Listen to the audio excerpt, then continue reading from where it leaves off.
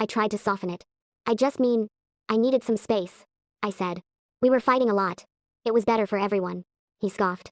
We weren't fighting, he said. You were throwing tantrums. Because I wouldn't let you do whatever you wanted under my roof. My mom whispered.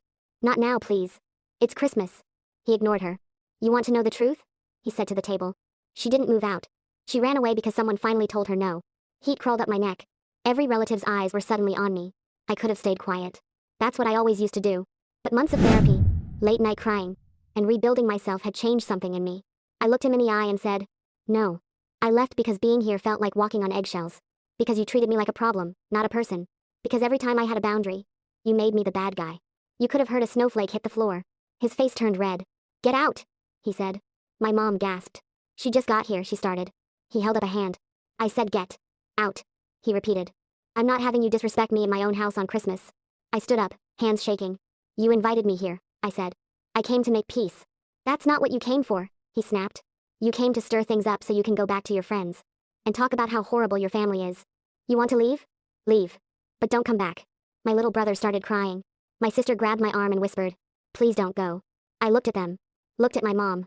Looked at the man who was supposed to be my father. And I walked toward the door. Fine, I said. If me being honest ruins Christmas that badly, maybe it was already ruined. I put on my shoes, opened the door, and that's when I heard him. If you step foot on this property again, I'll call the cops. I thought he was bluffing. Fast forward to this Christmas. I didn't plan on going. But my mom kept begging, saying things like, he's cooled down. He didn't mean it. Your brother and sister need you there. I told her I'd think about it.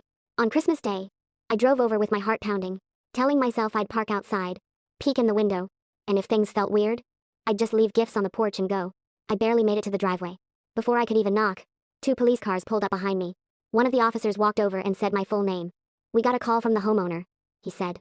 He says you're trespassing and refusing to leave. I laughed because it sounded insane. I just got here, I said. I haven't even knocked. He nodded, like he'd already figured that out. But it didn't matter. My dad was standing on the front porch, arms crossed, telling the other officer. I told her she's not welcome here. She's unstable. We're afraid of what she might do. Unstable. Afraid of me. The officer looked at me, then at my dad. Ma'am, he said. Is there any reason you can't just leave the property? I looked at my dad. Standing there. The man who used to film me opening presents. The man who used to tell me I was his little girl. And I realized, he wasn't afraid of what I might do. He was afraid of what I might say. He was afraid I'd break the perfect Christmas script he'd written. So I looked at the officer and said, no sir, I can leave. I got in my car, and as I drove away, I saw my little brother and sister standing at the window, their faces pressed against the glass, watching me go. My dad had his perfect Christmas, and I finally had my freedom.